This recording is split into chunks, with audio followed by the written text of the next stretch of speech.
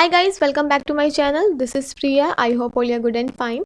सो आज की वीडियो में हम डिस्कस कर रहे हैं नॉलेज एंड करिकुलम की सेकंड यूनिट के बारे में। जो बीएड सेकंड ईयर के स्टूडेंट्स हैं उनके लिए हमने फर्स्ट यूनिट ऑलरेडी डन कर दी है, ठीक है। तो आज हम सेकंड यूनिट को कंप्लीट कर देंगे। कंप्लीट इन द सेंस कुछ टॉपिक हम डिस्कस कर लेंगे, मोस्टली कल तक मैं कंप्लीट करवा दूंगी। और आई नो कि काफ़ी लेट हो चुका है सेकेंड यूनिट स्टार्ट करने में, बीच में कुछ काम था। और साइड बाय साइड हम क्या करेंगे, सीआरएस यूनिवर्सिटी में जो भी न्यू अपडेशन आ रही है, लाइक यूनिवर्सिटीज़ के रिजल्ट आ रहे हैं, रिवैल्यूएशंस के रिजल्ट आ रहे हैं, उसको भी डिस्कस करते रहेंगे, ठीक है। तो जिन्होंने फर्स्ट यूनिट की वीडियोस नहीं देखी हैं, प्लीज़ चैनल पे जाके वीडियोस को ज़रूर देखिए। और जो भी कोई डाउट है तो प्लीज़ मुझसे पूछिएगा, ठीक है। तो विदाउट वेस्टिंग टाइम स्टार्ट कर देते हैं आपकी सेकेंड यूनिट को। तो सेकेंड यूनिट में क्या है, आपके टोटल 4 टॉपिक्स हैं। जैसे आप बुक्स लेंगे जब न्यू स्टूडेंट्स जो हैं, तो आपको सेकंड यूनिट में 4 टॉपिक्स मिलेंगे, जिसमें पहला आपका डिफरेंट फेट्स ऑफ नॉलेज होगा, ठीक है। उसके अंदर आपके सब टॉपिक्स हैं। नेक्स्ट आपका कल्चर एंड नॉलेज टॉपिक है, उसके अंदर सब टॉपिक्स हैं, उसको डिस्कस करेंगे। आफ्टर दैट आपका थर्ड टॉपिक है epistemologies of Indian philosophy, and fourth आपका लास्ट आएगा एपिस्टेमोलॉजीज ऑफ वेस्टर्न फिलोसफीज, ठीक है। तो पहले हम क्या कर रहे थे, जैसे फर्स्ट यूनिट में हम पहले थियोरेटिकल सब पार्ट डिस्कस करके मैंने आपको 16 मार्क्स के क्वेश्चंस भी बताए थे कि कौन कौन से बन सकते हैं। ऐसे ही हम इसमें करेंगे, पहले टॉपिक्स डिस्कस कर लेंगे, आफ्टर दैट हम 16 मार्क्स के क्वेश्चन भी डिस्कस करते रहेंगे, ठीक है। तो स्टार्ट करते हैं। पहला आज हम टॉपिक कर लेंगे different facets of knowledge and its relationship. इसके अंडर आपके 4 नॉलेजेस आती हैं, 5: local and universal, concrete and absolute, theoretical and practical knowledge, conceptual and textual knowledge, and school and out of school knowledge. बहुत ही easy topic है ये सारे, ठीक है। आप नेम से ही सजेस्ट कर सकते हैं कि लोकल नॉलेज क्या होती है, यूनिवर्सल नॉलेज क्या होती है। तो बुक में भी आपके ये थोड़े थोड़े टॉपिक्स हैं, नॉट इन वास्ट में नहीं है। तो जस्ट फॉर आपको नॉलेज पता होना चाहिए कि लोकल नॉलेज क्या है, कंक्रीट क्या है, दिस। तो फर्स्ट जैसे आपकी लोकल नॉलेज है, तो लोकल नॉलेज क्या होती है, जो आपको लोकली मिल जाती है किसी भी सोसाइटी से, या आप किसी ग्रुप में हैं, कहीं पे भी आप किसी से बात कर रहे हैं और आपको लोकली कोई नॉलेज मिल जाती है, इसको लोकल नॉलेज कहते हैं। In simple sense we can say that, ठीक है। Like local knowledge is that which we gained in groups and society. जो हम ग्रुप्स में और सोसाइटी में गेन करते हैं उसे लोकल नॉलेज कहते हैं, ठीक है। एनसीएफ जो है हमारा नेशनल करिकुलम फ्रेमवर्क 2005, उन्होंने इसे as a primary learning consider किया कि जो प्राइमरी या शुरुआत होती है हमारी किसी भी चीज़ को सीखने की, वो लोकल नॉलेज से स्टार्ट हो जाती है। लोकल नॉलेज जैसे कि घर में भी आप किसी से बात कर रहे हैं और वो आपको कुछ बता दे रहा है, तो आपके लिए नॉलेज हो जाती है, वो लोकली आपको ईजिली मिल जाती है, यू कैन से, ठीक है। It is based on one's experience, ये किसी के एक्सपीरियंस पे बेस्ड होती है। जैसे किसी ने कुछ एक्सपीरियंस किया, फिर उसने आपको डिस्कस किया आपके साथ, तो वो आपको नॉलेज दे देते हैं। It continues to be develop. क्या है, लोकल नॉलेज आपकी टाइम पीरियड के साथ डेवलप होती रहती है, चेंज होती रहती है। ये नहीं कि आप किसी ने कुछ बता दिया तो स्टैटिक है, नहीं, आपको किसी और ने उस टॉपिक पे कुछ और नॉलेज दे दी, ठीक है। तो लोकल नॉलेज क्या होगी, डेवलप्ड होती रहती है पैसेज ऑफ टाइम पे। लाइक न्यूज़पेपर का मैंने जैसे पिक्चर लगाया है कि जैसे कोई न्यूज़पेपर से भी कुछ नॉलेज मिल जाती है लोकली, कि आपके एरियाज़ में क्या हो रहा है। लोकल न्यूज़पेपर्स होते हैं ना, कि आपके लोकल एरिया में क्या चल रहा है, उसकी न्यूज़ आपको पता चल जाती है, ठीक है। या कल्चर आपको कुछ पता चल जाता है, रिलीजन से रिलेटेड आपको नॉलेज मिल जाती है। तो ये सब क्या है, आपकी लोकल नॉलेज, ठीक है। नेक्स्ट आपकी आती है यूनिवर्सल नॉलेज। यूनिवर्सल जो हर किसी के लिए सेम होती है, कभी चेंज नहीं होती है। जैसे हम पढ़ते हैं sun rises in the east, तो ये कभी चेंज नहीं हो सकता कि सन जो है वो वेस्ट से निकलेगा।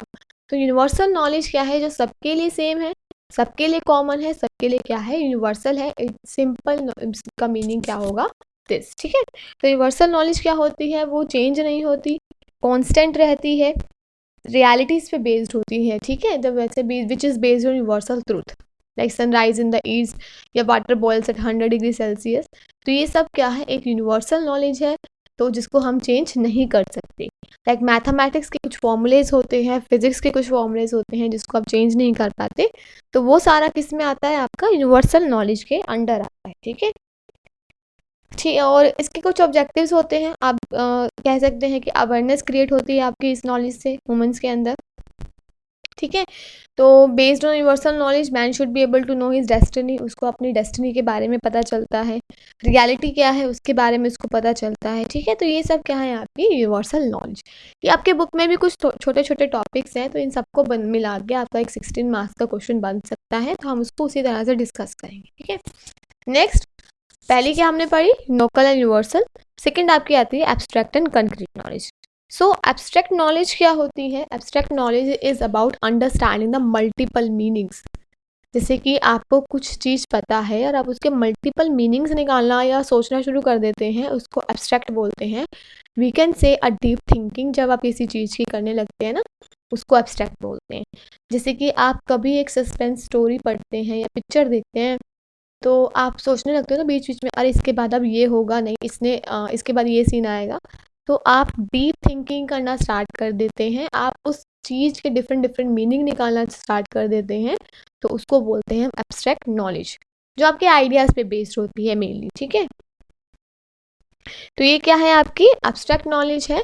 जब आप डीप थिंकिंग करना, रीजनिंग करना स्टार्ट कर देते हैं, उसको हम एब्स्ट्रैक्ट नॉलेज कहते हैं। ऑलवेज यूजफुल होती है, कभी भी आपके काम आ जाती है। ये सारी क्या है? आपकी एब्स्ट्रैक्ट नॉलेज। ठीक है, मैंने जैसे आपको एग्जांपल बता ही दिया है। आप किसी भी स्टोरी को पढ़ते हैं तो आप बिल्कुल एक डीप होके पढ़ते हैं स्टोरी को, आप घुस जाते हैं उसके अंदर। जब आप कोई नॉवल पढ़ रहे होते हैं ना, फिर आप उसके मीनिंग निकालते हैं, उसका डिफरेंट डिफरेंट मीनिंग सोचना स्टार्ट कर देते हैं, स्टोरी के बारे में सस्पेंस निकालना स्टार्ट कर देते हैं, एज्यूम करने लग जाते हैं कि इसके बाद ये होगा। तो वो सब आपकी एब्स्ट्रैक्ट थिंकिंग में आती है, इसको बोलते हैं एब्स्ट्रैक्ट नॉलेज। नेक्स्ट आता है इसके अंदर concrete knowledge. Concrete knowledge is based on actual facts. जो आपके एक्चुअल फैक्ट्स है ना, उस पर बेस्ड होती है आपकी concrete knowledge, which is based on seeing like tennis match. आप जैसे आपने कोई टेनिस मैच देखा है, उसको जब आप देख लेते हैं ना, एक्चुअली आपने उस मैच को देखा, ठीक है, फिजिकली आप प्रेजेंट थे, एक्चुअली आपके सामने वो मैच चल रहा है, तो उससे रिलेटेड आपको क्या नॉलेज मिल रही है कि इसको, हाँ, टेनिस को ऐसे खेलते हैं, एक टेबल होता है, दो पर्सन्स मिलकर खेलते हैं। तो आपको एक्चुअली फैक्ट से जो नॉलेज मिलती है ना, उसको हम कॉन्क्रीट नॉलेज कहते हैं, और एक पर्टिकुलर टाइम और डेट पे बेस्ड होती है। ठीक है, तो ये आपकी कॉन्क्रीट होती है कि आप एक सर्टेन एरिया के बियॉन्ड नहीं जाते। ठीक है, जैसे एब्स्ट्रैक्ट में होता है ना कि आप एक बाउंड्री को क्रॉस करके अपनी डीप थिंकिंग करके सोचना शुरू कर देते हैं, बट कॉन्क्रीट में क्या होगा कि जो आपको दिख रहा है ना, जो आपकी एक लिमिट है, कि आप एक लिमिट से आगे नहीं बढ़ते हैं, जो दिख रहा है उससे रिलेटेड ही आप नॉलेज को क्रिएट करना स्टार्ट कर देते हैं। ठीक है, तो ये क्या है? आपका एक फैक्चुअल नॉलेज है, एक एक्चुअल नॉलेज पे बेस्ड होती है ये आपकी, तो इसको बोलते हैं हम कॉन्क्रीट नॉलेज। आई होप आपको अच्छे से अंडरस्टैंड हो रहा है। कोई भी डाउट हो किसी भी नॉलेज में, आप मुझे कमेंट करेंगे, मैं उसको डिस्कस करूँगी। ठीक है, तो ये सब क्या है? आपकी कॉन्क्रीट नॉलेज। फर्स्ट हो गया लोकल एंड यूनिवर्सल, सेकेंड हो गया एब्स्ट्रैक्ट एंड कॉन्क्रीट। ठीक है, मीनिंग समझ लीजिए, आप अपनी लैंग्वेज में लिख सकते हैं अगर आपको इसका मीनिंग पता है। नेक्स्ट आपकी आती है टेक्सचुअल और कॉन्टेक्सचुअल नॉलेज। ठीक है, टेक्सचुअल नॉलेज क्या होती है? Is the understanding of the text. Simple, ये आप जो टेक्स्ट लिखा है, बुक में कुछ भी प्रिंट हो रखा है, कुछ लिखा हुआ है, उसको जब अंडरस्टैंड करने की कोशिश करते हैं ना, उसको टेक्सचुअल नॉलेज कहते हैं। जैसे कि स्कूल्स में होता है, आपको बुक्स दी होती हैं, आप चैप्टर रीड करते हैं, फिर चैप्टर को अंडरस्टैंड करने की कोशिश करते हैं, उसको बोलते हैं हम textual knowledge. It is the interpretation of the text situation. जो भी टेक्स्ट है उसका आप इंटरप्रिटेशन करते हैं, उसकी अंडरस्टैंडिंग करना स्टार्ट करते हैं, उस टेक्स्ट को समझना शुरू कर देते हैं, या कोई भी सिचुएशन होती है उसे बोलते हैं हम textual knowledge. It just helps us to increase our communication skills and vocabulary.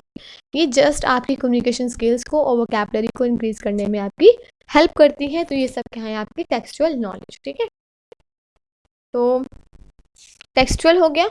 Textual knowledge हमने पढ़ ली कि टेक्स्ट, जो हम टेक्स्ट को पढ़कर अंडरस्टैंड करने की कोशिश करते हैं। जैसे आपने कोई टेक्स्ट रीड किया, बुक से ही पढ़ लिया, फिर आप उसका मीनिंग निकालते हैं, तो ये क्या है? आपकी टेक्सचुअल नॉलेज। इंपॉर्टेंस भी आप लिख सकते हैं कि टेक्सचुअल नॉलेज की इंपॉर्टेंस क्या होगी, कि आप जब कुछ रीड करेंगे तो आपकी वोकैबुलरी इंक्रीज होगी, चैप्टर पढ़ रहे हैं, आपकी कम्युनिकेशन स्किल्स इंक्रीज होंगी, आपको उस चैप्टर के बारे में आपको पता चलेगा कि क्या लिखा है इस चैप्टर के अंदर, तो आपकी एक नॉलेज क्रिएट होनी स्टार्ट हो जाती है। ठीक है, पंचुएशंस आपकी ठीक हो जाती है कि आपको कैसे कैसे पंचुएशंस का यूज़ करना है। फिर एक आपकी इमेजिनेशंस भी क्रिएट होने लगती है जब आप चैप्टर्स पढ़ते हैं। जैसे छोटे बच्चों को पढ़ाते हैं ना, स्टोरीज़ पढ़ाते हैं, तो उनको ऐसे पढ़ाते कि वो ऐसे पढ़े कि इमेजिनेशन भी करे कि हम उसको खुद से उस स्टोरी के अंदर है। ठीक है, समझ रहे हैं ना आप? तो ये सब क्या है? आपकी टेक्सचुअल नॉलेज। नेक्स्ट आपकी इसके साथ आती है कॉन्टेक्सचुअल नॉलेज। ठीक है, सो जो कॉन्टेक्सचुअल नॉलेज होती है वो आपकी constructive theory of teaching and learning पे बेस्ड होती है। Constructive you can say, textual तो हो गया कि जो लिखा था आपने सिर्फ वही समझ लिया, पर जो कंस्ट्रक्चुअल होती है उसमें आप कंस्ट्रक्ट करते हैं, आप अपनी तरफ से उस नॉलेज को बनाना शुरू कर देते हैं, ठीक है। जैसे आपकी कंस्ट्रक्टिव थ्योरी होती है ना टीचिंग एंड लर्निंग की, ये उस पर बेस्ड होता है। Learning take place when teacher are able to present the situation in such a way that students can make constructive meaning from it, ठीक है। इट मीन्स कि ऐसे लर्निंग होती है इस नॉलेज में कि टीचर आपको कोई सिचुएशन दे देती है, ठीक है, इस तरह से देती है कि स्टूडेंट्स क्या करते हैं, अपने माइंड को यूज़ करके, मेंटल एबिलिटीज़ को यूज़ करके एक मीनिंग निकालना शुरू कर देते हैं, कंस्ट्रक्ट करना शुरू कर देते हैं, उसको बोलते हैं कंस्ट्रक्चुअल नॉलेज। तो ठीक है, आपका माइंड का विकास होता है, इसमें मेंटल एबिलिटीज़ इंक्रीज होती हैं आपकी। तो ये सब क्या है, कंस्ट्रक्टिव थ्योरी, जिसमें आप अपने माइंड को यूज़ करके नॉलेज क्रिएट करते हैं। ये नहीं कि टीचर ने जो पढ़ा दिया आपने बस वही समझ लिया, आप अपने माइंड को और एनहेंस करने की कोशिश करते हैं, ठीक है, सॉरी, ठीक है। तो इसमें क्या होते हैं, स्टूडेंट्स एक्टिवली एंगेज होंगे, एक्टिव पार्टिसिपेशन करेंगे क्योंकि वो अपने माइंड को यूज़ कर रहे हैं, ठीक है। आपकी लर्निंग रेलिवेंट होती है इसमें। और उसके बाद क्या होगा कि teacher just as a facilitator काम करती है, जस्ट वो आपको सपोर्ट करती है, आप जो काम कर रहे होते हैं। अगर कोई प्रॉब्लम आपको आता है तो उसमें आपको वो बताती हैं, ठीक है। हाई ऑर्डर थिंकिंग आपकी डेवलप्ड होती है, प्रॉब्लम सॉल्विंग एबिलिटीज़ आपकी इंक्रीज होती है, ये सब इसमें होती है आपकी कंस्ट्रक्चुअल नॉलेज में। सो